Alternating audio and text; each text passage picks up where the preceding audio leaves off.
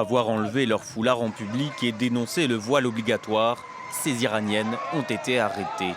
Face au juge, c'est Nasrin Sotoudeh qui les a défendues. Mais aujourd'hui, le bureau de l'avocate est vide. D'elle, il ne reste que ses sandales. Défenseuse réputée des droits de l'homme, Sotoudeh a été emprisonnée à son tour.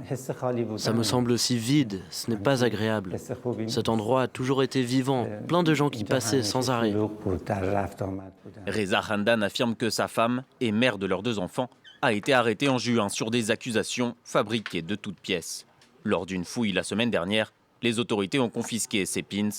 Leur slogan « Je suis contre la loi du foulard obligatoire ». Son emprisonnement est une conséquence de son combat contre le foulard obligatoire. Elle a des problèmes en prison parce qu'elle a écrit une lettre affirmant que la mise en œuvre du voile obligatoire est illégale.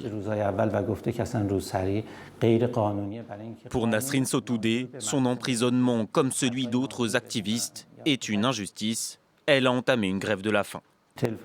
Quand je lui parle au téléphone, elle me dit que ça va, qu'il n'y a pas de problème. Mais je sais que dans quelques jours, les conséquences de sa grève de la faim se feront ressentir. C'est la 2e fois que Nasrin Sotoudeh est envoyée derrière les barreaux. Souvent, Reza Khandan enregistre leurs conversations téléphoniques.